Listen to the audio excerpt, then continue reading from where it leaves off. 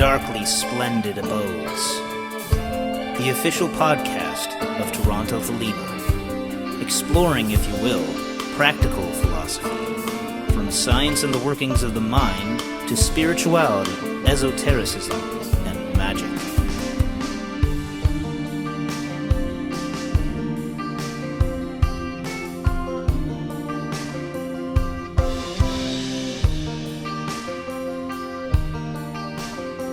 Stooping down, dipping my wings, I came into the darkly splendid abodes.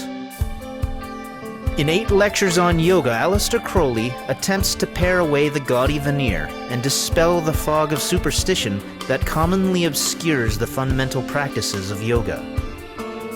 We'll pick up where we left off in one of our first ever discussions as we return to explore more of the 8 limbs.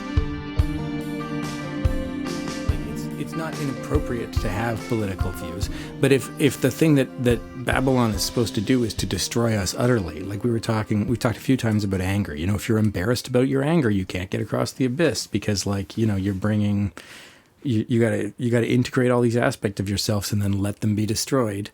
How much more a sort of like partisan political position. Like, you know, you may hold partisan political positions before you do certain magical operations, and then you may go through the operations, and then you may reevaluate your values and discover that you hold different ones. But like, if you're not willing to risk, especially talking about Babylon, especially like something that's supposed to be like the ultimate, you know, crossing the abyss is the complete destruction of the self.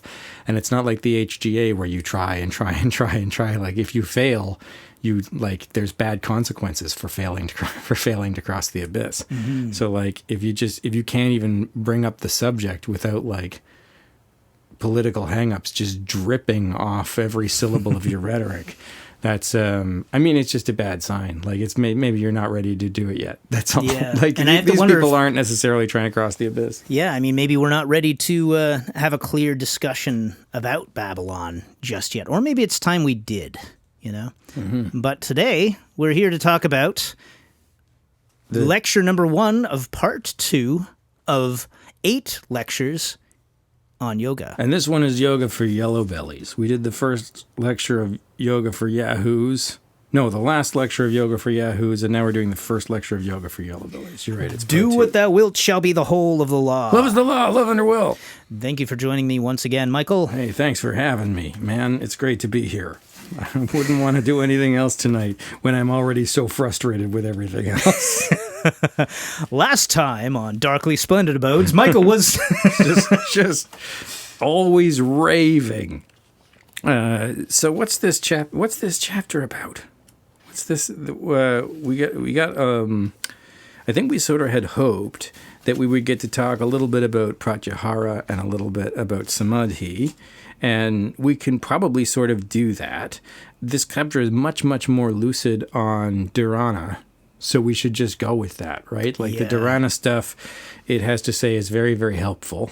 So, yeah, what did you think of this? Well, I mean, as you had pointed out when we were leading up to this discussion, you pointed out the fact that it's probably better if we jump kind of to the point of the definitions of these remaining 4 limbs of yoga, and then work our way forward from there so we can deal with the practical stuff, and then jump back to the beginning where he talks a little bit about relating the yogic experiences to tetragrammaton in the Kabbalah. In the first 4 lectures in part 1 of this series, he has gone through the first 4 limbs of yoga, and they include yama, niyama, asana, and pranayama. Actually, one of our first discussions we had for this podcast, we talked about the chapter on asana and pranayama, mm-hmm. which is the chapter just before this.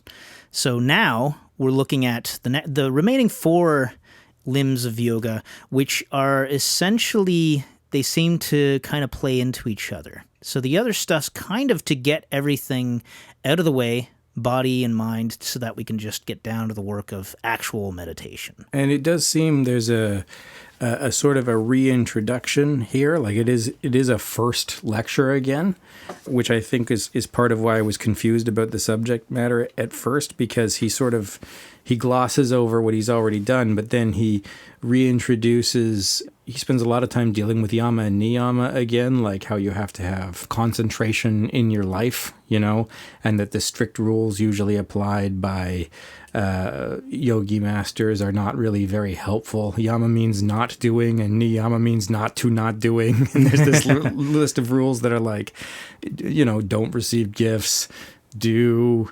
pee up your nose or whatever it is in the Hatha Yoga Pradipika, where it says to like drink urine through the nose using a little neti pot, and then, floss your nasal passages and whatever else it is.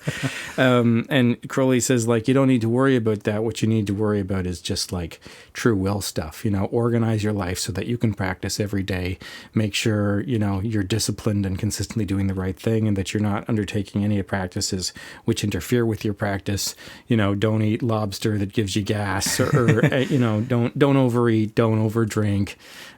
Use common sense, essentially. Just make sure you're focused around practice. That's right. It's a common sense approach to this.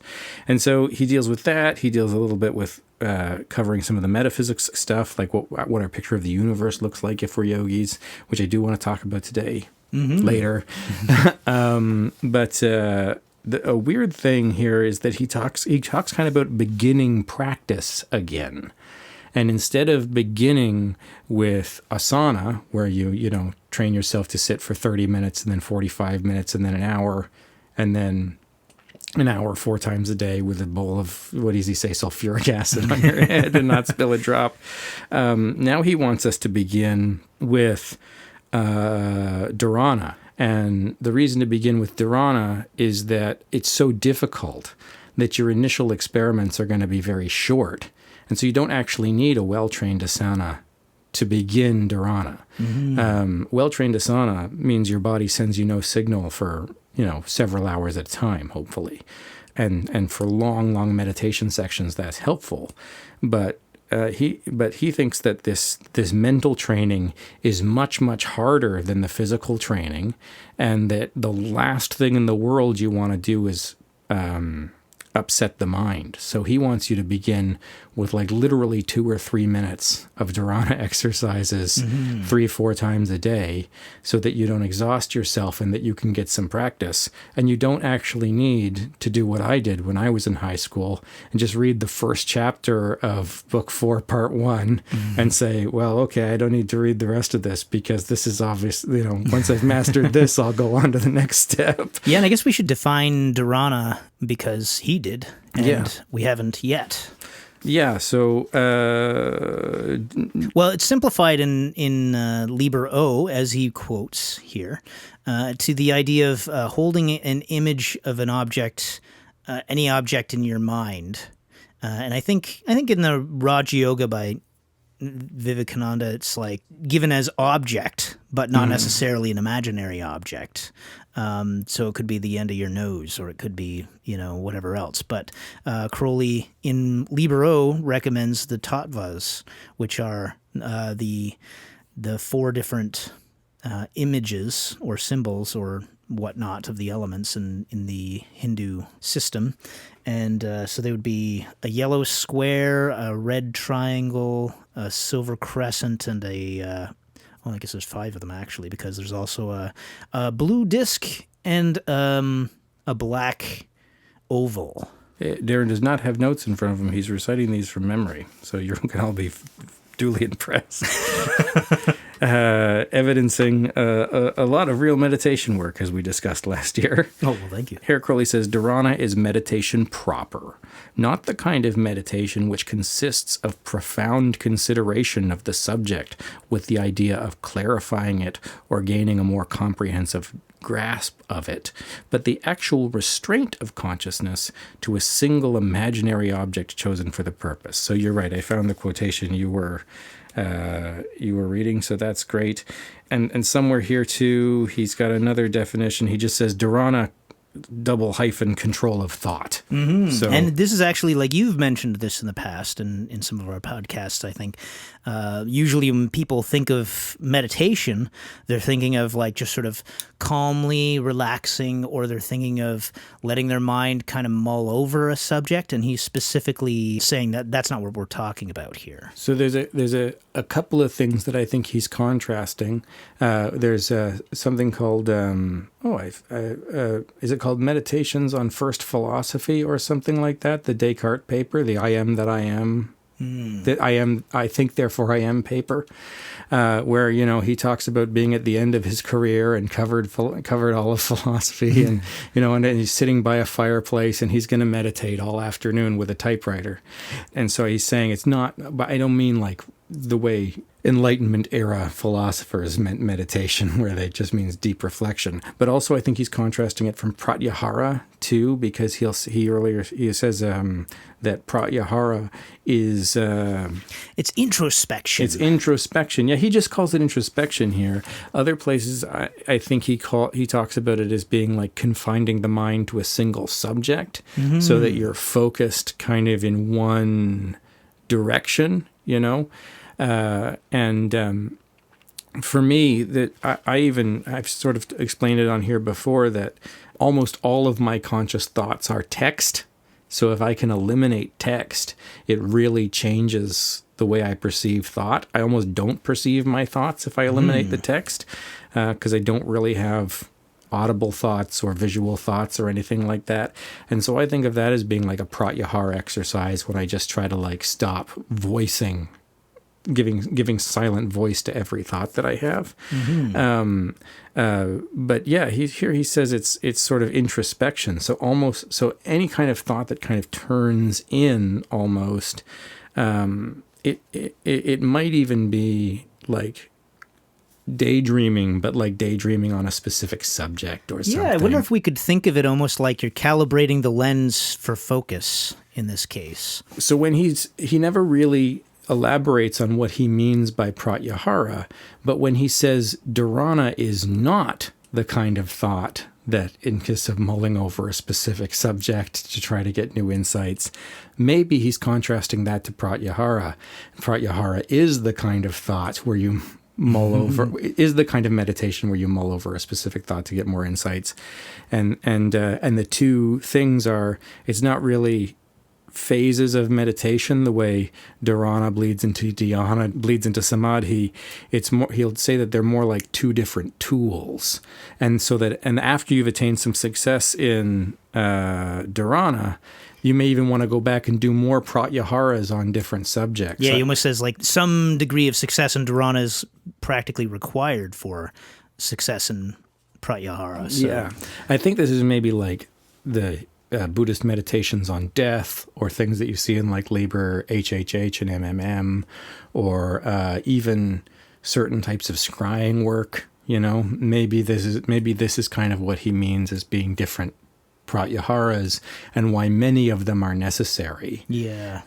Even though we were talking about Light, Life, Love, and Liberty, Liber 150, we sort of thought that he was talking about magic there, right? Because you're talking about calling up a spirit and entering into a discourse with it. But maybe pratyaharas are required to, you make union with all sorts of different types of objects, as he's explained in other places. Yeah, I mean, to your point, what you were saying about pratyahara here, he does use the examples of Sir so-and-so, I forget exactly who. I looked him up, and I think he's like, he was a chemist who Crowley would have learned about, I'm sure, in his early chemistry days and as a child.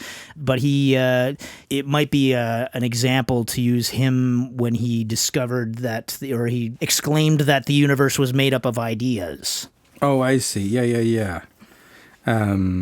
Yeah, and good on you for looking him up, because I just assumed that was, one of the continental idealists that we've talked about before, like Berkeley, who thinks this, and Kant, who thinks of like a version of this, although not quite. So I thought he was just naming another one of those guys. Yeah, with Javet, anything is kind of nice just because it's a non sequitur from what you would expect from, somebody who's a practical chemist. But yeah, and then there was also, what's the other anecdotal example he gives for like immediately following that? He says when the end of your nose disappears. As there's a lot to do when you're thinking about it. Mm-hmm. You ever had one of those weird ones? I've probably had plenty of experiences like that where it's like just a bizarre kind of sense of a shift in reality in some sort of way like that. So I almost feel like your nose seeming to disappear doesn't seem that big of a deal compared to some of the other ones that might happen. But I remember early on in my training doing like dragon pose where I just had my hands resting on the backs of my thighs, that sometimes it would feel like my hands were sandwiched in like the pit of my knee between my calf and my thighs. And of course they weren't, I hadn't moved, but just something, my brain just like was sick of holding still and was imagining some different place to be or something. So, little things like that do happen. They're not that significant, but I think he's pointing in the direction of things that can be significant.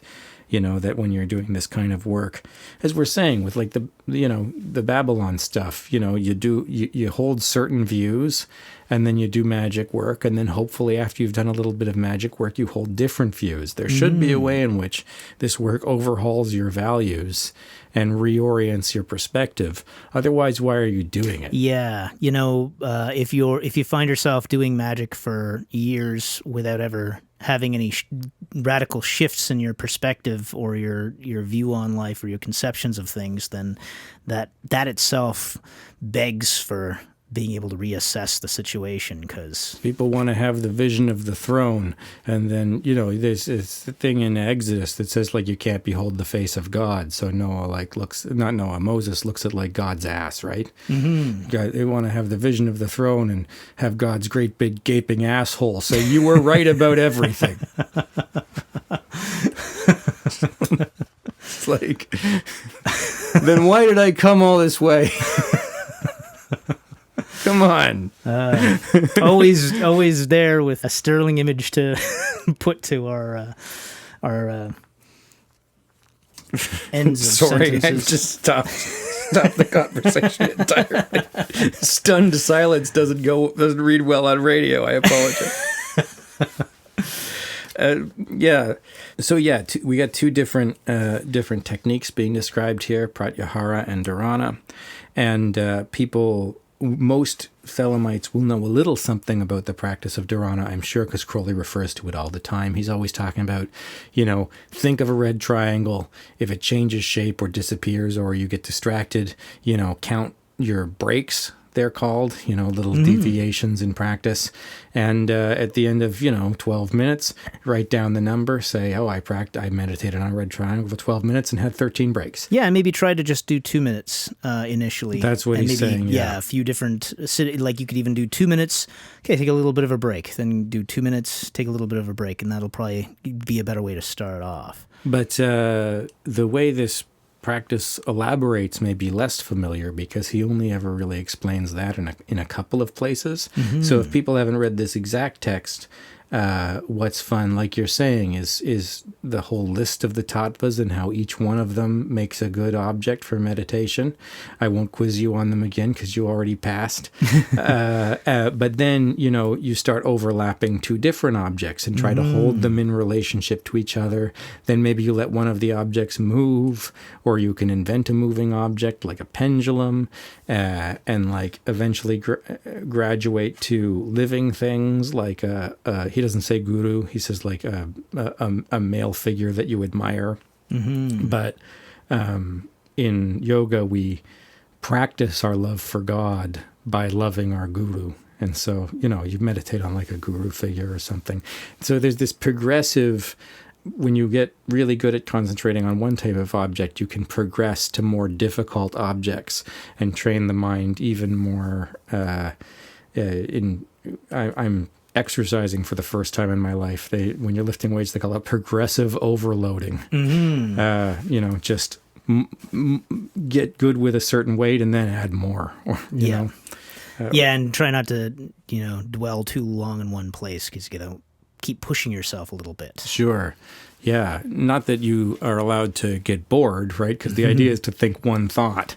But if thinking one thought's easy, then, you work on to the next thought. Yeah, I think maybe I wonder if this analogy works here as well, because I know this works with things like weightlifting and with, I always go back to guitar because that's kind of my bread and butter. So, in teaching guitar, one of the biggest lessons I ever learned was when I spent a long period of time, I started putting together this kind of 45-minute routine.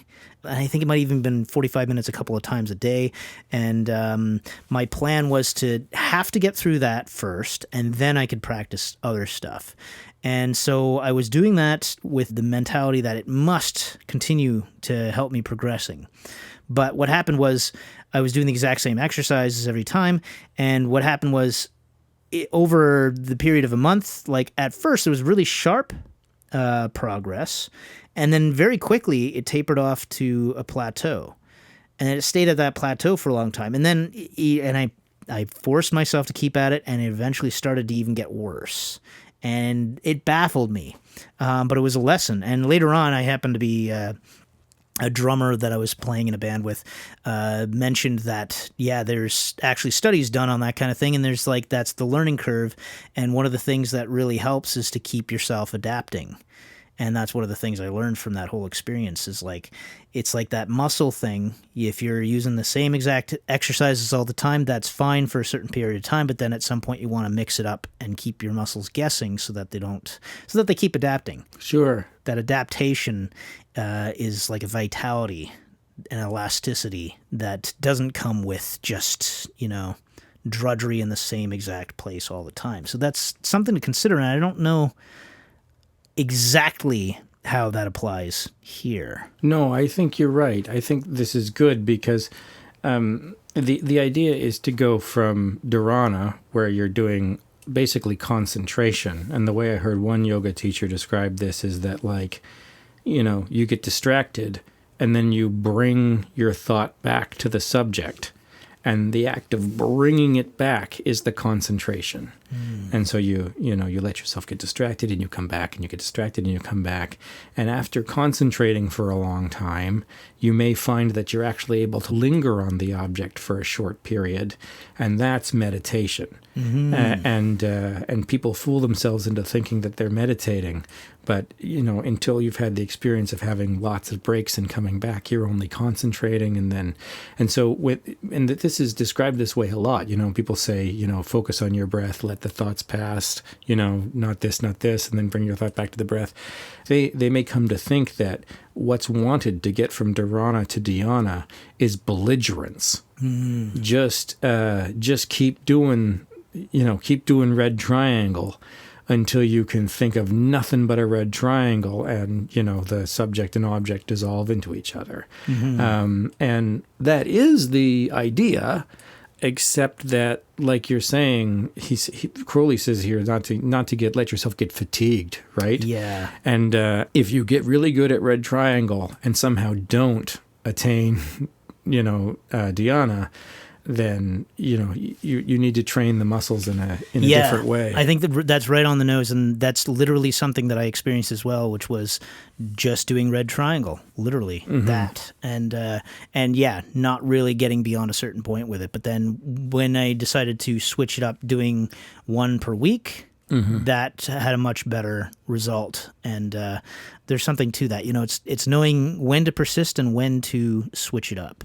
Keith 418 says his yoga teacher, it feels weird to be doing a podcast on Crowley, and then whenever we bring up modern figures, it's like there's two of them. It's like I'll mention Keith sometimes, and we'll mention Ram sometimes, but it's because nobody's doing the work. Yeah, so if you want to talk to people that you think about people you admire, there's you can count on one hand. Yeah, I don't really admire anyone in the Thelema community doing podcasts and all. Just that the fact that we opened with me bitching about people talking about Babylon, and I just feel like there's no useful constructive thing that I've come across on the subject, and I'd say that's pretty much there's good useful stuff out there for Thelema. but it generally tends to be introductory for people who aren't familiar with it at all, or, just it's like that whole creator content thing. They just got to make something to put something out. Anyway, Keith's yoga teacher said, you got to start doing dharana exercises. What are you going to do? Keith's like, I don't know, tattvas. Yoga teacher says, everyone always does tattvas. Pick something you actually want to think about. And so I can't. It was like some sexy girl. I can't remember what girl, what girl he picked, but it was whether it was like a goddess with a really nice idol, or whether it was like Betty Page or Sophia Loren or somebody like this. But like you're not really supposed to meditate on people because they're quite hard. They start moving. You can't keep living things still. I think but eventually you work your way up to people, and this like doing this progressive overloading thing is helpful insight that I don't think, and maybe people don't necessarily pay enough attention to it. Again, I'm not very interested in anyone who's alive on these subjects. So maybe people are very into it and I just haven't been paying attention. So if you are, you can rewind and skip those few minutes that we just talked about. But yeah, there's something to that though. I mean, doing these simple individual things, if you try to go right to combining them, it seems really, it seems like a really tall order to combine two of the tattvas. But when you've gone through the individual ones, it's actually not that big of a deal. So you're right. It kind of steps you up, which is nice. The other thing that I think is interesting is this idea of classes of breaks. Everywhere he talks about counting breaks, I did 60 minutes and I had 75 breaks. Is that good or bad? Actually, the better you get, the more breaks you have, because you are quicker at catching yourself and bringing your concentration back, or you notice subtle changes in the object because you're becoming attuned to what it should look like. It's like you're getting deeper in. So you should start with very, very few breaks, and then progress looks like more and more and more breaks, and then continued progress, you might start to shave some of those off again. Yeah. But here he's talking about classes of breaks, I think is super insightful, because he talks about breaks caused by physical pain or awareness of the body. Those are like the first class, which should be dealt with eventually by asana training. Yeah, you should have dealt with them by this lecture, by, No, again, we're starting with dharana. We're going back and retroactively starting with dharana. Oh, this is true. So all those people at that lecture were wasting their time. That's correct. Yeah, it's interesting because he only has 2 or 3 books on yoga, and they all start with talking about asana training, and to realize that, no, you should actually start with dharana and like kind of make asana, part of your work, but that's not preliminary, is really, it's a super key insight that I've missed more than once. Yeah, and it's so easy to miss it. There's the term samyama, which comes up here as well, and it's the threefold control that's going on. And I was noticing that I was forgetting which 3 things you're holding, but it's basically acknowledging specifically the fact that it's not just a consecutive series of things, but there's an overall thing at play here. He uses the analogy of an arm, I think, throwing something. There's all the things, all the controls involved in that have to come together at the same time. So it's not like just one thing being done, but a whole series of things that have to be employed simultaneously. Sure, your nerves have to be working, your muscles have to be working, your circulatory system has to be working. So we could bring it to the extent of like, okay, if you're throwing a dart at a board, it's not just your arm making a mechanical movement, or else robotics would be the easiest thing in the world.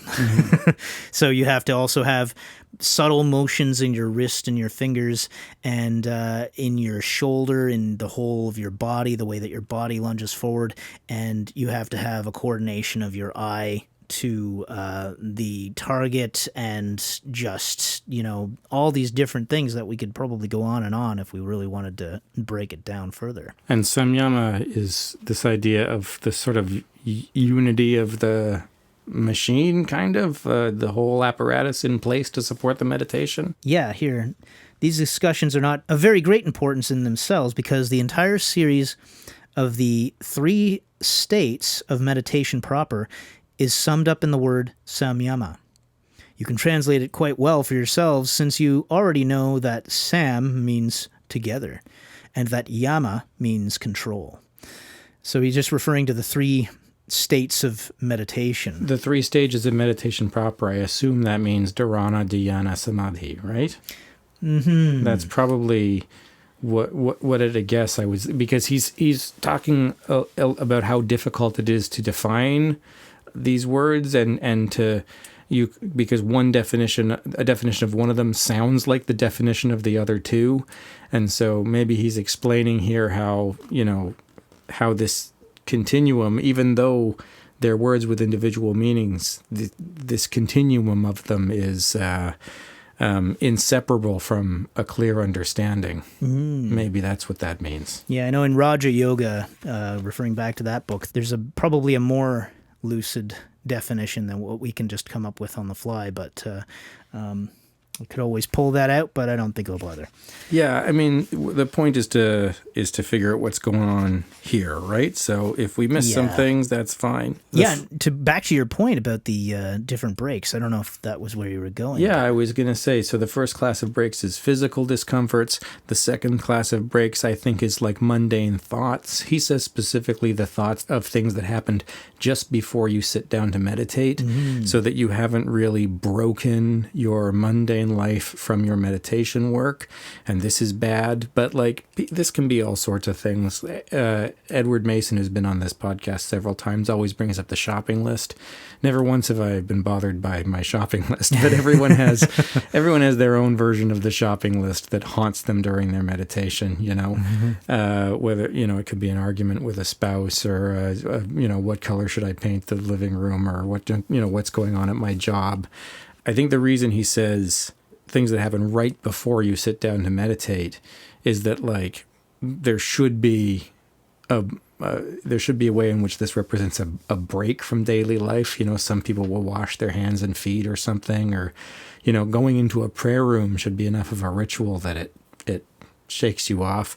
Lots of magicians will do pentagram rituals and stuff before they sit down to try to create this sacred space for themselves to work in. Then the third class of break is daydreaming. Daydreaming, yeah, which is the worst one, because like when you're daydreaming, you don't even realize you're doing it.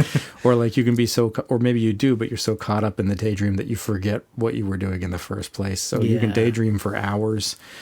And again, this is like practice dependent, right? Because if you sit down to do a path working or a scrying exercise, or even maybe certain kinds of pratyahara, the preliminary goal is daydreaming. And then, you start to work out the difference between daydreaming and actually having insights or receiving information from spirits. But this sort of like controlled spontaneity, this active imagination is what it's called. This sort of active imagination is key, but not for this. And then the fourth class of break is like when you're sort of thinking in a meta way about the process of meditation itself. You start, and this was like every break I had during my first 4 years of practice. I would sit down and things would go well for like 4 seconds, and I would be like, I should teach this stuff. How would I explain it? How would I explain success in the practice if I had a room full of students to whom I needed to explain success in the practice? And like that just feels pathetic, right? Like it's just so, but actually it's the fourth class of break. It's very, very refined. Like if you're having 50 breaks an hour, but they're all this stuff, at least you're focused on your practice. Yeah, you should teach this stuff. Yeah, I should probably teach this stuff. Oh shit, I just had I just had an out-of-body experience sitting here on mic explaining this crap, saying I should teach this stuff, saying hypothetically maybe I should teach this all this stuff. time you thought you were at home meditating. Yeah. That's the sixth class of break. You wake up and realize you're on a podcast. And then is it the fifth? Oh yeah, and there's a fun one where you have a break, And then you think, oh, that's my fifth break. And then you realize that thinking, oh, that's my fifth break is like another break. And you can have like 12 of these in a row. Or if you are doing some scrying work, you'll have a little bit of vision for a while. And then you'll go, oh, how am I going to remember that? I got to journal this, but I'm like still going to be meditating for like another hour. So then you go back and like revise it and revise it and revise it so that you remember. And those are all breaks too. But just making, but you have to journal. So making sure you remember what's going on for your journal, I would say this is like fourth class of break stuff, like it is a problem, but it's a good problem to have. And then is it the fifth class of break that is success in the operation? Actually, the fifth class is atmospherics. Oh, hallucinations and shit. Yeah. Which he says are rare unless you need a doctor. I did want to quote this part because it's funny. Yeah, so many people come into Thelema, and they just, are haunted all the time. If you're trying to contact a demon and you get a chance to talk to them, and then they do what you ask them to do and you pay them, or they don't do what you're asking them to do and then you torture them, that's just magic. But if before you ever started trying to practice Goicha, the demons started talking to you, do not seek out the OTO. Seek out a dream analyst or something. Because you need a little bit of psychic processing before you're ready to do magic work. Not that you should never do magic work. If your hallucinations inspire you, that's fine. But you maybe need some degree. The initiation has a tendency to revive people's worst traits. So if you have a history of addiction or a history of mental issues or anything going on in your life that you think you've solved, I'm not saying you're going to necessarily have a relapse, but before you start doing this kind of work, you need to not only get to a place where you think you've solved those problems, but also acknowledge that you're going to have to hit some of the same emotional material when you start doing magical mystical work, especially initiation, but even a regular course of yoga, you can bump over forgotten territory. Yeah, as far as that's concerned, it's kind of like, I've heard it put that initiation speeds up your karma, so to say. But it's basically like you end up having to confront a lot of the stuff that you don't want to confront, as you say. Mm-hmm. Crowley puts it with when you sign the probationer oath, it's almost like you're suddenly plucked away from your fireside chair and put a C. In a storm, and it's like, and it doesn't do you any good to wish you were back in your chair by the fireside at that point. It's already too late. So. Yeah. Let's see. These were two but as you put, actually, just to make sure we don't lose that, as you said, after the atmospherics there's a further kind of break, which is the desired result itself. And what does that mean? Say what do you think that means? That's a good question. But I mean, okay, I'm just going to speculate here. When you reach that, you suddenly become aware that you're past the normal functions of the mind. And that does constitute a break, because what you're using to concentrate with is the mind itself. Yeah, sure. I'm cool with that. There can certainly be breaks from success when you realize you've been successful and that knocks you out of it and you wake up again. But if the union of object and subject kind of obliterates them both, then you're counting the number of times you stop thinking about the red triangle. If you stop existing and the red triangle also stops existing, and you just blink out of the known universe for a couple of seconds, I guess that's a break. Yeah. Because you're not you who don't exist are not thinking about the red triangle since it also doesn't exist. Suddenly none of that matters anymore. Yeah. I'll use an analogy for that. I think there was a period when I was spending a lot of time practicing piano, and I was working on these like Beethoven and Chopin pieces and that sort of thing. And there was once when I noticed it particularly because I happened to be dog sick at the time. I think it was the time that I had food poisoning, and I was still recovering from that. So I was spending some time playing practicing this Beethoven piece, probably Moonlight Sonata or something like that, and the pain disappeared, and I went into this kind of tunnel vision. And it was like this union with the piece of music. So it felt like very much what he describes as being dhyana, and the way that he's differentiating between dhyana and samadhi.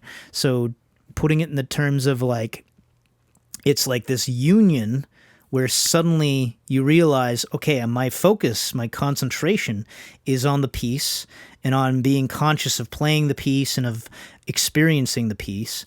And then suddenly I'm lost in it, and there's no more me, there's no more time, there's no more pain, there's no more anything. It's just this different state. And it was really incredible. And I think that's different from samadhi in the way that he's describing it here, where I think he's pointing out that there's still some residual sense of subject left there.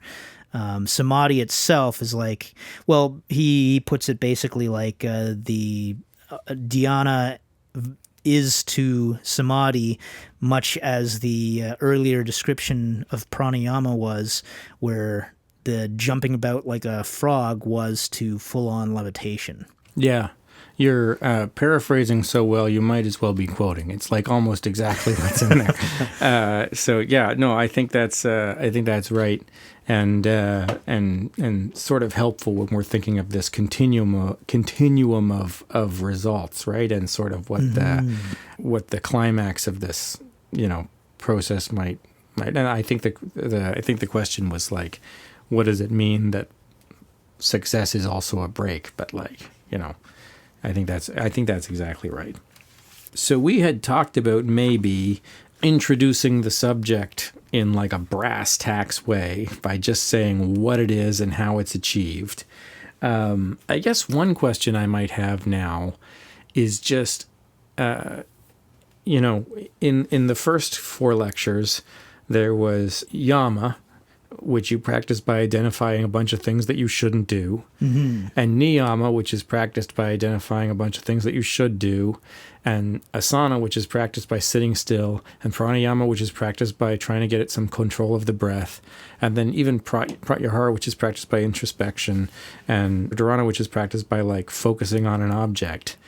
But then dhyana and samadhi, it doesn't really seem like there's a practice associated. It's like, is it just, and I guess that's a one question. I guess I've always just taken it as read that it would be more of the same practice, that, when you practice, you attain levels of success, and the levels of success are next to like limbs of yoga, but they are sort of weird in that they don't have their own sort of like dedicated. Yeah. Do you find that strange, or am I just... No, that's true. And I mean, you have to infer, does practice constitute attempting to prolong them? Like, is that what's meant by the practice of them? And just spending more time doing them? Yeah. But like, once you've done your one technique, and you can like think of a red triangle for, let's say, 15 minutes with very few breaks, like let's say 0 breaks. Let's say you can zen right in there and think of that red triangle. Now you're ready for dhyana. How do you do that? Is it just you think of the red triangle and wait for dhyana? Like, is it a state that comes upon you? I guess that's how I've always thought of it. But like, maybe I was kind of just thinking it's interesting question. That there's no that there isn't a technique like. In one of the Dalai Lama's books, he talks about like, yeah, okay, now that you have attained like single-minded consciousness, use that power of single-minded consciousness to think about, say, loving kindness, or like, these Buddhist virtues. You then apply your new incredible concentration to make what the Buddhists call samadhi, which is really dhyana. To make union with all these different objects that are like the Buddhist virtues, and that would be kind of how you'd progress. But in Thelema, it doesn't seem like there's At least, maybe in the AA or something. But it doesn't seem like there's more techniques. Yeah, after the meditation. I have to wonder if that's why we start thinking of it in terms of samyama, because once we start getting to that point, then you're getting deep enough that your pratyahara and dharana are interchangeably changing the geography of your inner self, Yeah, maybe like going off and meditating on loving kindness is the same thing as like once you've attained success in dharana, then you got to make a bunch of pratyaharas. Maybe that's sort of what he's saying. Yeah, I'm wondering if it's because going back to Raja Yoga, there's a lot of talk of the samkaras, and these are like the habits and things that are that as we get the goal of Buddhism and of yoga and these things is cessation. So it's to eliminate all of these habits, and everything that you are is built up of habits. So I don't know if that's part of the project here. This work is the means of bringing cessation to these samkaras and that sort of thing. Mm-hmm. Interesting, though. Interesting question. This is, we had an argument last month about my, how I was saying that, I didn't think yoga was helpful for the things people tried to use it for, stress relief and whatever. And, you're right that the goals, that success is a kind of peace, right? So, in a way, when you achieve certain things with yoga, there is a big reward, and maybe some of the ways people tend to talk about it are the ways the rewards may tend to manifest. But I think if somebody's already having, say, anxiety, here's maybe what I meant. I have already indicated how tedious these practices become, how great the bewilderment, how constant the disappointment. Long before the occurrence of dhyana, there are quite a number of minor results which indicate the breaking up of intellectual limitation. You must not be disturbed if these results make you feel that the very foundations of your mind are being knocked from under you. The real lesson is that, just as you learned in asana, the normal body itself is nothing but a vehicle of pain. So is the normal itself insane. By its own standards, it is insane. And it sort of goes on here to talk about A propositions in a way that I don't completely understand. Well, it all comes down to the final sentence, I think, where it's the yogi has got to face the fact that we are all raving lunatics, that sanity exists, if it exists at all, in a mental state free from damed school rules of intellect.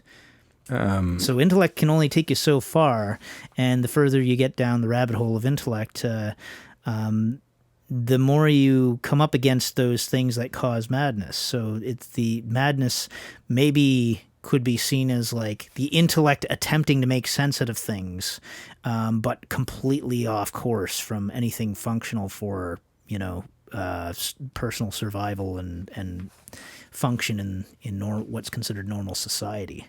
Yeah, sure. And it's not really, at least in my experience, it's not crazy making in the way you might anticipate it to be crazy making. It's not like, oh, I meditated for 5 hours and, attained a state of consciousness where it seemed that nothing existed. And now it's hard for me to believe in stuff. Like when you get up and stop meditating, you return to normal consciousness fairly quickly. But with diligent practice, like he says, there's so much disappointment, there's so much frustration, there's so much like, you mean again? Like it's just another thing to schedule if you have a busy schedule. But also it's sort of, there's this gradual tearing down and changing of values that's slow. And, you might wake up one day and find that you're completely removed from society because everybody in the world thinks one of two things, and both of those things seem stupid to you. there is sort of like a way in which the cult builds itself, right? You become a member of a very small community of people that can hack it, and whether that's because they're capable of truly independent thought, or whether that's because they've, to use a colloquialism, drank the Kool-Aid, it can be very difficult to determine from the outside, maybe from the inside. I don't know. Yeah. Almost everyone thinks that they have independent mind. Yeah. What fools. We were going to sort of talk about, I was saying a couple months ago that we didn't really have time to go over a lot of Kabbalah basics on the program because it wasn't going to let us get deep enough into the material we were reading.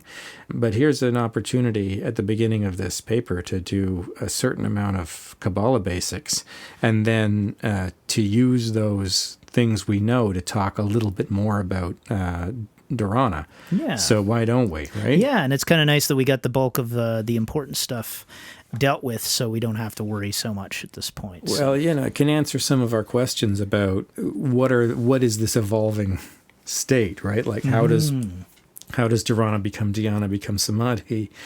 If we can understand some things about the Kabbalistic model and then describe them by analogy, we can convince ourselves that we know something, even though we're only explaining the obscure by the more obscure. Exactly. And actually, that's a good point right there, because I find, like, in talking about the Kabbalah, as we go into our explanation of what Crowley's explaining, I know that we know what we think we're talking about.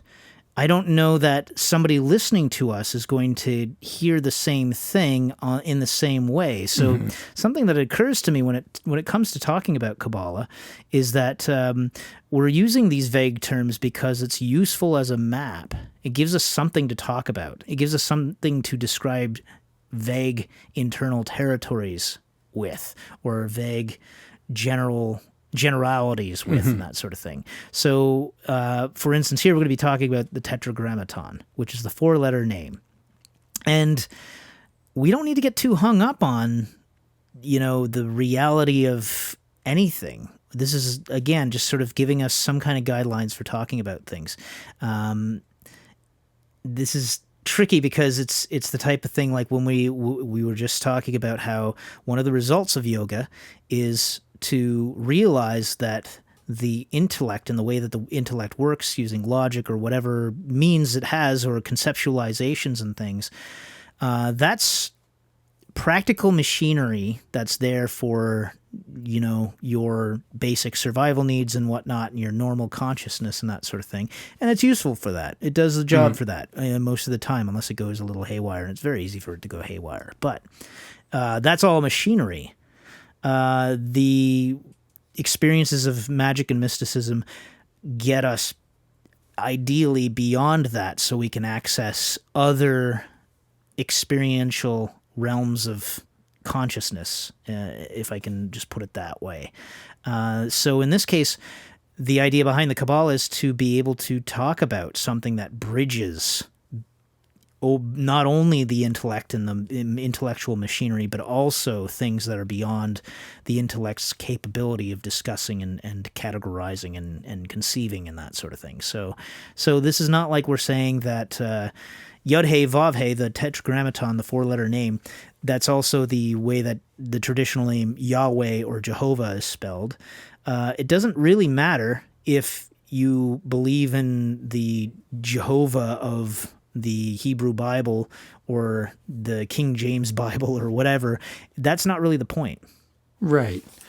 So Yod-He Vav-He, this is not in the article, but just by way a little bit of trivia, Yod-He Vav-He appears to be a sort of like a wilderness deity, kind of like a thunder hero from parts unknown, that was syncretized into the Canaanite pantheon, taking Baal's place. Baal was the thunder hero in the Canaanite pantheon, and then Yod-Heh Vav-Heh, he's also a thunder hero, so they can't have two. So Yod-Heh Vav-Heh becomes the son of El, who's like the sky father in the Canaanite pantheon.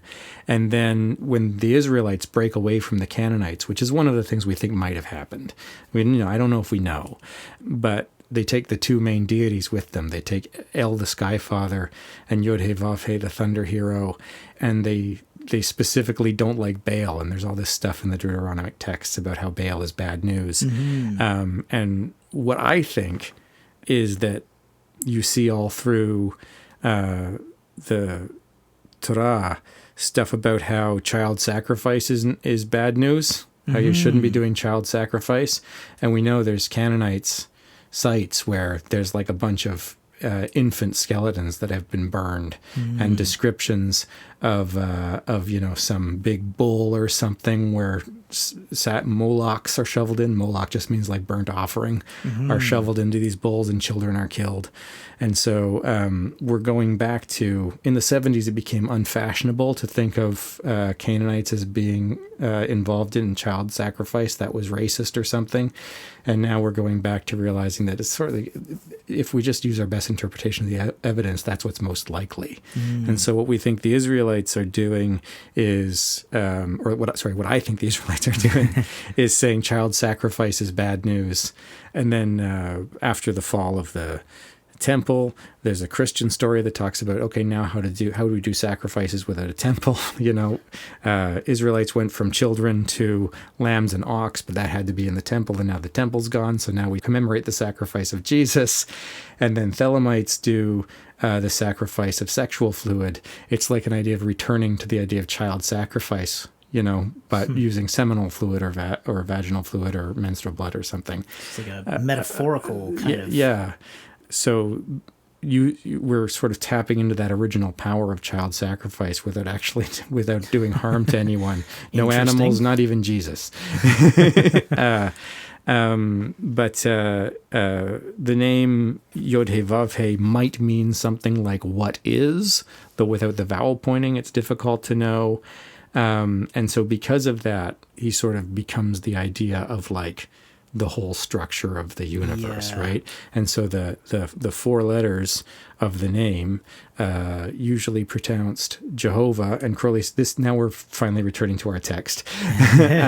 Crowley says the vowel pointing from Adonai is used with the consonants from Yod-Heh Vav-Heh to create something pronounceable. So Adonai, Yod-Heh Vav-Heh, Yah, Do, Ho, Yaho, Ado, Yaho, and then Nai, it gets screwed up because we go to Va, like something that sounds like an A sound, and Adonai we tend to pronounce with like an IE or just an I. But neither of us are fluent in biblical Hebrew, so maybe that's our mistake and not theirs. But it is really neat because, like you say, there's that whole idea of, like I've heard it put that the Yod-Heh Vav-Heh might mean like the different tenses of the verb to be, which is pretty much along the same lines as what you're saying. Yeah. And so the idea that it's encompassing everything, and I remember when I first read that and tried to conceive that, it kind of like blew me away a little bit. I had a little, aha kind of moment. And so Crowley here says that, he mentions the fact that traditionally it's said that if you could pronounce it properly, the proper pronunciation of it would destroy the universe. And so it does, in the sense, like he's basically alluding to the idea that it creates like a samadhi, which destroys the universe in the same way that samadhi does. Or the process of yoga is the pronunciation of the name. Like he's going to talk about how the two letters kind of melt into each other to create the next one, And we're going to overlay these four letters, Yod-Heh, Vav-Heh, so two Heys, which are the feminine letters, and a Yod and a Vav, which are the masculine letters. Usually fire, water, air, earth. And then the 16th century Christian Kabbalists put the shin in there to try to make it sound to like make it Jesus. Yeah, to make it Jesus, Jesus, Yeshush, and that was spirit. It's the Sean Connery Jesus. Yeshua. Yeah. Yes. Oh man, now we're in danger of perpetrating British Israelism, which I don't want to talk about. It's bad news. I thought you were just going to say getting silly. But.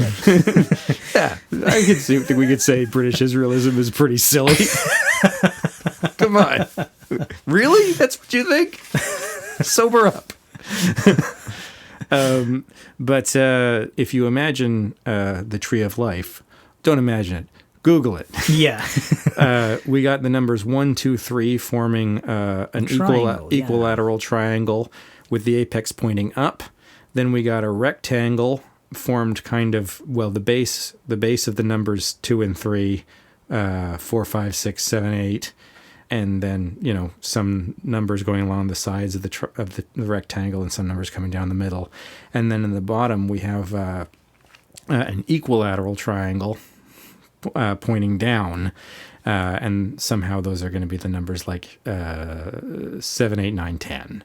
And the very tippy-toppy triangle, the right-angled triangle, is called the supernal triangle. And there we have, in the numbers 1, 2, 3, these ideas that are divine and that transcend normal rational thought, that may not even count as ideas because we can't conceive them. Mm-hmm. And the first 2 letters of the tetragrammaton, the yod, which is fire, and the he, which is water, are going to be numbers 2 and 3. And then those are going to be the father and the mother of the child, who is the number 6. 2 times 6, I guess. That's fun. Mm-hmm. And the number 6 is the center of the SON, sun, which is the normal thinking consciousness. And that's sort of like the Jesus of our system, the normal thinking consciousness. And then he's going to say the last letter, which is the whole world, mm-hmm. Malkuth. So the number 1 is the crown. The number 2 is Kether Chokma Bina. Bina is understanding, and Chokma is wisdom. Mm-hmm. And so the father is going to be wisdom, the mother is going to be understanding, the son is going to be beauty, and the daughter is the kingdom. Mm-hmm. And so the whole world, he's going to say that's silence rising to ecstasy. Mm-hmm. And people who've been careful watchers will notice that the magical process, the AA process, takes us up the tree of life from 10 back to 1, mm-hmm. with the major crisis between being 4 and 5, the abyss crossing that we were talking about before. But now, for some reason, yoga is going to take us down the tree. When we're thinking about the process of yoga, we begin all the way up in this supernal triangle beyond rational thought, and we come down into the material world. Yeah, it's funny because you describing the layout of the tree, it just became so obvious to me that we could map this whole journey starting from Malkuth, because Malkuth being also associated with Guf, the body, mm-hmm. the physical body. Right. And that's where you start your, you could think of Yama and Niyama as essentially creating your space to even be able to do this in the first place. And then you have Guf, the body, where you still the body and you make it rhythmic by pranayama. And then from there, you move inward to the 6 Sephiroth that constitute the sun, as you were saying, mm-hmm. S-O-N. And so that would be the mental world where you're trying to get meditation happening at all. Yeah. And then from there, that, as I was saying earlier, that all kind of constitutes the intellect. And then once you've stilled that enough, you can pierce beyond into that supernal world with the neshama that would be in Bina. And then from there, you're working your way up. So it is kind of counterintuitive to be looking at this, and the way that he's talking about it is this magical process of creation. That all sounds perfectly rational to me, especially since I've spent so long thinking about the AA system and then other Tree of Life initiatory orders which work that way, which begin you in Malkuth and progress you up to initiation into Ferrith. from 10 to 6, using the language we're using for the sake of the cast. But yeah, from the kingdom to beauty, basically, is from Malkuth to Tefereth. But Crowley says, Chokmah, Yod, fire, represents the meditator, and Binah, water, hay, the object of his meditation. Yeah. You could just imagine them being reversed. Like the meditator could be water and the object of the meditation could be fire, and it wouldn't matter to anyone except the metaphysician, and even to him, maybe not. And actually, I like that, because that kind of implies, okay, those two things are simply opposites of any nature. So it's like the +1 and -1 that obliterate each other by union. And so what he's trying to do is not describe a truth. It's not true that we're coming down the tree of life, but there's something about the describing it in this way that he thinks is going to be useful for understanding what the process, basically from, let's say, from dharana to samadhi, is going to be like. And we can only guess, really. He doesn't kind of say too much about it. But one of the things I think it might be is that I've described the stuff that happens in the supernal triangle as being like the inspirations before, right?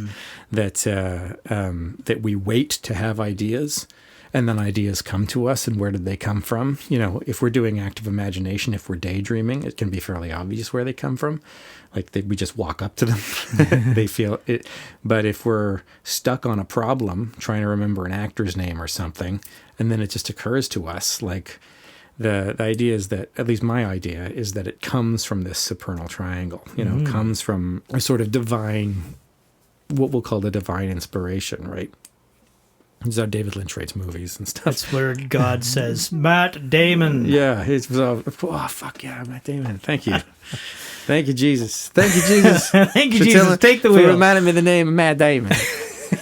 So what I think is that you may make the decision to practice yoga with your ruach. You may look around and go like, oh, my friends are going to yoga classes, and I just read a book about yoga, and this Crowley guy seems pretty weird, and maybe it would be fun to practice yoga. You may make the decision with your ruach, but as soon as you actually sit down and begin the disciplined practice of yoga, it's the supernals that are doing the practice,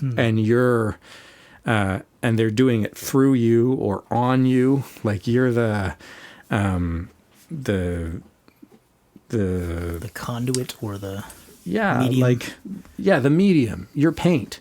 Yeah. And the supernal, when you do yoga, it's the supernals that are the painter. And so, or as Simon If puts it, you're the typewriter, and the higher genius is the typist. And so you can start trying to, with brute force, a red triangle to stay still, and realize that that's not good enough. But with lots and lots and lots and lots of practice, if you just relax and love the idea of the red triangle, it hangs out a little bit longer. And so there's a way in which the inspiration to practice is both the practicer and the object of the practice. And you are born as the son of that desire to practice, as a person with the ability to meditate. And then, the daughter, silence rising into ecstasy. It's like sort of, well, that's samadhi obliterates the whole thing, right? So when you get down there, it's like, whoom, and it honestly, deletes itself. I have a little trouble with this. It's a little difficult for me to completely conceptualize this, because it does seem like there's a creation happening instead of everything else in this yoga process sounds like the opposite of a creation in a sense. It's like you're not creating something, you're undoing the wrong of the beginning, so to speak. Right. At least that's the way it tends to traditionally be put in yogic things. Yeah. So the fact of this creation happening, there's the union of these two things, and that produces a son and a daughter simultaneously. And there's, it's a little bit, it's difficult. It's not an easy one to master, but I do like the fact that he makes the analogy to the orgasm, and the idea of sex he likes to use as, later on he'll say, I like to think of everyday things as being representations of the sex instinct or the orgasm and that sort of thing. And I think that's kind of an interesting perspective, and I think it's one of the difficult perspectives because of the fact that there's obviously it's such a loaded subject. But maybe I could steal something that I learned. I might have mentioned this in one of these before, but when I was in film school, the guy who was teaching us sound engineering and that sort of thing, basically did very little teaching us of sound engineering and ended up giving us these little lessons that I've always stuck with me. One of which was the concept of what you traditionally think of probably from, elementary school or high school writing classes where you have, or English lit or whatever, where you have this rising motion, climax, and resolution. And so he was positing the fact that this would describe any worthwhile experience in life. He started by initially saying that, well, the Greeks traditionally had two different words for time, kairos and chronos. And kairos was kind of like, that time, it's like you picture the nostalgic things that you've experienced in the past. So it's almost like those memories that stick with you. And then chronos is just the passage of time, sort of like doing time in a prison or something like that. And so like this, I guess, would describe more like a kairos kind of experience, really. But it's that rising motion which builds tension towards a climax and a resolution, which is, great for a description of the sexual. A lot of the stuff in the Book of the Law seems to be tantric. It's that keep it building, and the longer it builds, the better. Yeah. This maybe answers our question about why there aren't explicit techniques to get from dharana to dhyana, because it's a frequency, sort of this rising action. I mean, who knows if it ends in orgasm? We think about orgasms can be quite fleeting, and we hope that we can sit in our samadhi for some protracted period. But I've experienced this kind of rising tension, right? Like, oh, I've got it, can I hold it? Oh, I've got it, can I hold it? Is it gonna is it gonna break down? It seems like the sexual metaphor works there. And I understand why you're uncomfortable with the idea of yoga creating something, right? Because in lots and lots of schools of yoga, we have this idea of oblivion being at the end, right? The Buddhists want to attain nirvana. Cessation, right? But when he's talking about the union of the fire and water, of the yod and the hay, this is where he begins to talk about it in terms of a sexual metaphor, because it's the father and the mother and the vov, the airy consciousness being the son.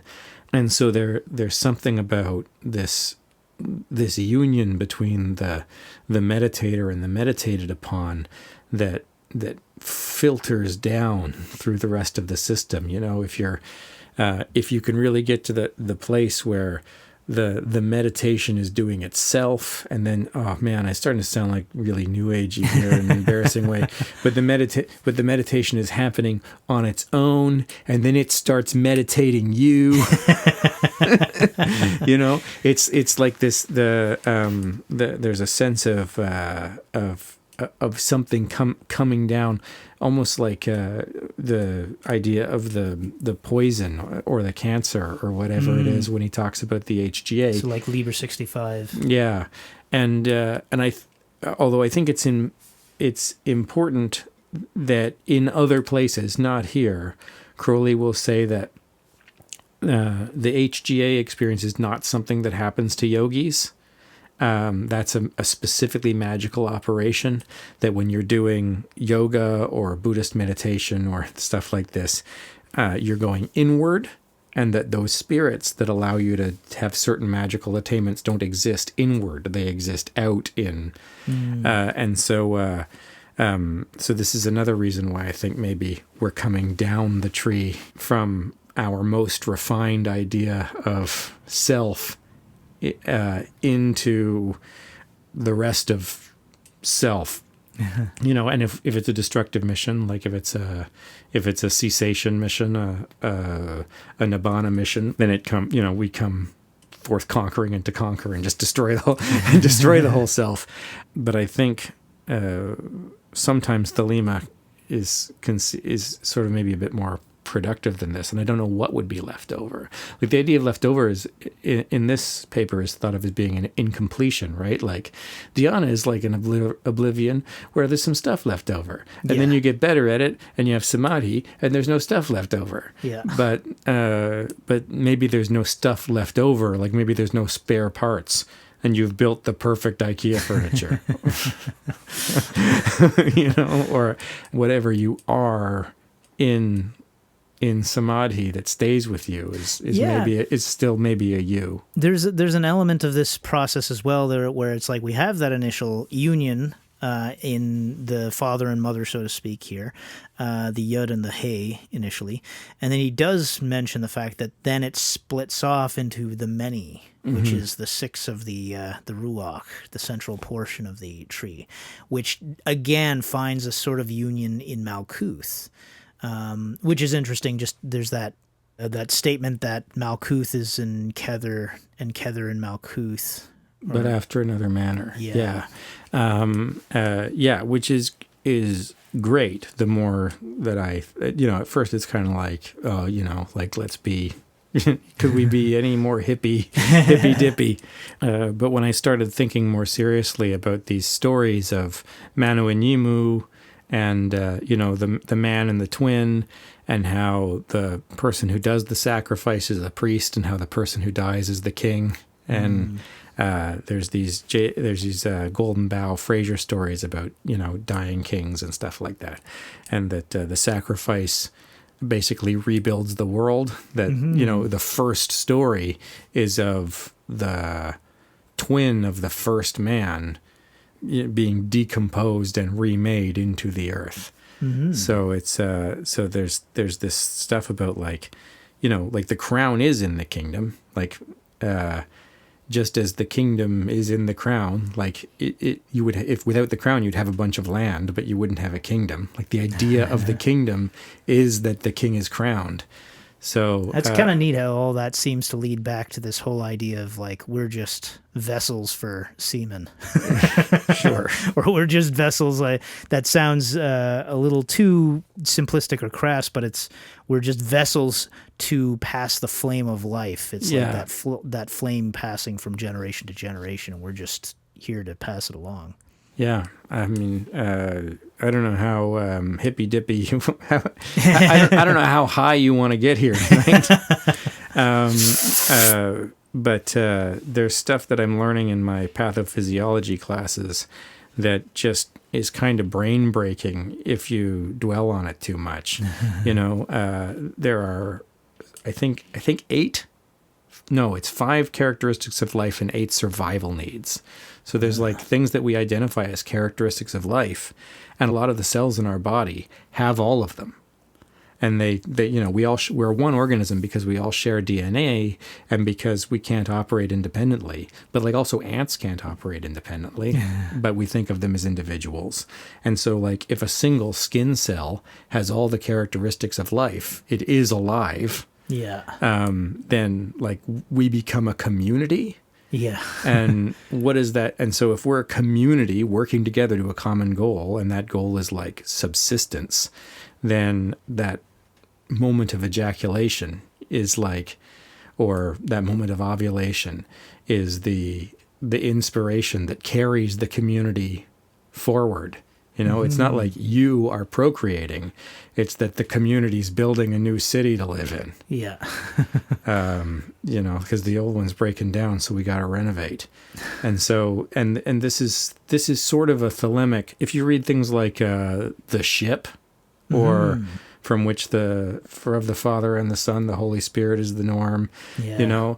This is sort of part of the doctrine of Thelema, is that the sex drive that's motivating us to continue and procreate, that it's actually the seed that is the individual, and everything is an artifice that permits procreation. Yeah, check out Crowley's writing in the Book of Thoth on the Devil card. That's pretty pertinent to this subject. Oh, so one of the very first things we talked about was how, if cells perform mitosis and they don't continue to exist, then we need these other ideas for what identity is. And we talked about how, identity is a chain of ideas. And so if you have a chain of ideas going back before your birth, then you can imagine past lives. And that gives you a philosophical justification for a chain of ideas. But not all cells perform mitosis. Not all cells have all the characteristics of life. Muscle cells and neurons are not alive. Really? The muscle cells and neurons, obviously they're alive. They perform physiological functions. Just not fulfilling all the terms of... It's important. One of the characteristics of life is that you can reproduce. And muscle cells don't reproduce. Once they're gone, they're gone. Nerve cells don't reproduce. Once they're gone, they're gone. That you have all the nerve cells you're ever going to have when you're born. So they're like the drones. So, that's you. We no longer have to do this philosophy about... How did you know I don't have a penis? We no longer have to do this stupid philosophy of trying to find an identity principle because, all our matter is temporary. The things we think of as ourselves, our muscles, our neurons, our brain, our spinal cord, those don't perform mitosis. We have them for our whole lives. Identity principle in place so I just wanted to correct something that I said earlier, the oldest cell in your body is 7 years old. Yeah. It's common misunderstanding.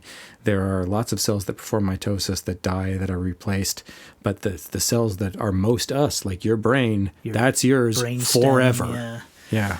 Interesting. Good to know. That's sort of like I was watching, that's totally off topic, but I was watching a video today about the Library of Alexandria and how boring its demise actually was. So basically getting at, everybody gets really heated about how it was burned by the Christians and... the greatest disaster in the intellectual history of mankind. We'd have had piston engines in by 200 AD if it hadn't fallen. Yeah, the reality is that it's probably just he goes through a bunch of different things about it, but the reality is we don't really know, but it's probably a case of that golden age mentality where, the people writing about it were writing a couple of 100 years in the future, probably at any given stage, and they're writing about a period where probably it was already not that big of a deal. And the real golden age probably existed 300 BC. And even then it's like, we don't really have any direct evidence of it. It's just people writing about it. And so it's one of those things where it's probably just people writing about something back in the golden age, like when people talk about how the 1950s were such a great age and completely forget that there were still horrible things going on. I don't think I'm alone, but I'm gonna take credit for it. I have succeeded in knocking us radically off topic. Is there anything else from the assigned reading that you feel like we needed to cover? It could be said that Crowley did this to us because does the Tetragrammaton really have a place in this chapter? Maybe we can question that. Yeah, that's what I mean by it is a beginning. It is a first lecture. So we usually think of this as 8 lectures on yoga, but there's 2 little books in here. There's 2 chapter number 1s, and he really uses the opportunity to reintroduce the subject and to start from a metadata place, here's some Kabbalah stuff, and here's how Kabbalah would maybe explain what's going on in meditation. It's not perfect, but we're, just using the tools available to us. That's why I wanted to I think it's good we sort of started in the middle, because it is interesting and talking about it helps us think about it in a different way. Coming down the tree is weird because we always think of going up.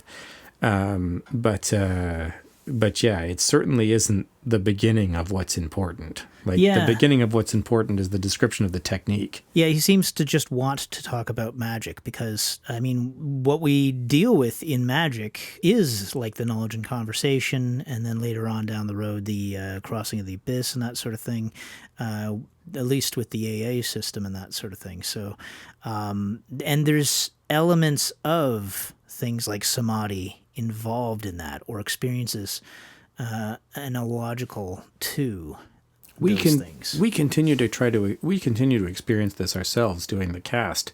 It would be easier if we had an audience of 25 people in front of us. We could make some guesses about where they were in their journey. On the road. We're all just on our journey. Where trying are you to find on it your ourselves. journey? Why do you keep slipping into this hippy dippy shit? There's been a couple accents tonight, but you can imagine trying to compose a paper for presentation to an audience. If someone buys all 10 volumes of the Equinox, you can be pretty sure you know where they are. Mm-hmm. They pick it up, they read it, maybe they don't understand it, they're the wrong audience. But these people are going to be held captive for 45 minutes. Yeah. And I think he wants to give them some of what he thinks of as introductory material and some evangelism along with his instruction. And so if he can mention Thelema twice and then say, look, if you don't know what the tree of life is, you should look it up. These are interesting things about it that will help you in your practice. And, oh, right, we're supposed to be talking about yoga. So here's the 4 things I have to say about it. Yeah, I mean, I'm guessing that just trying to picture in his head the next 4 limbs that he's talking about and the whole sort of process working up to samadhi, one of the things that comes to mind is that tetragrammaton, destroying the universe by its proper pronunciation. So there may be a level of stream of thought in that regard. Although some of it seems to... Actually, the jokes are not as dense in Yellow Bellies as they were in Yahoos, or in Yahoos as they were in Yellow Bellies, whichever. So you're right, these may be a little bit more off the cuff, but I got the impression that there was a lot of crafting going on with these, and that you're writing for more than one audience. There's 12 people listening to you, maybe more. I don't know how big this room was. And some people are going to be absolute beginners, and some people are going to be intermediates, and you need to deliver content to all of them. So jumping around in topic and telling obtuse jokes and whatever else you can do to keep them on the hook maybe is important. Well, I guess we've reached the end of our chapter there, unless you can think of anything else that we want to address. No, I think we hit it, man. We're just gonna keep rambling if we don't find a graceful way out now. So I hope you've enjoyed this graceful way out of our penultimate cast of the season. Put that foot right firmly down to the ground and bring the pedal with it. And, so yeah, please read 8 lectures on yoga. Listen to our other cast on the 4th chapter of the first of these. Yahoos and Yellow Bellies. I can't remember which is which. Yeah, and thanks very much. Yeah, we appreciate you listening. Thank you and good night. Love is the law. Love under will.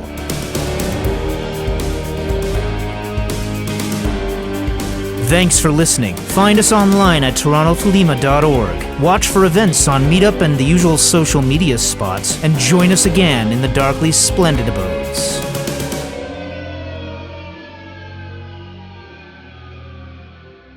Like, the reason I'm suspicious of men who call themselves feminists is because they usually end up proving themselves to be hypocrites at some point. Crowley called himself the most radical of all feminists more than once, and he's the guy we're constantly apologizing for. Exactly, yeah. So, case in point. Just the proclamation doesn't make it true. Interest in the subject matter makes it true. Yeah. And if the main thing your feminism does is make you disinterested in certain subject matter. Like, if you're a Thelemite, Babylon should be like the most important thing to you, or like top 5, you know? Top 3 maybe even. And, oh, that was, that was cute. you, very good. Have a point. Gold star beside my name, and there's a circle in the middle, and the circle is red.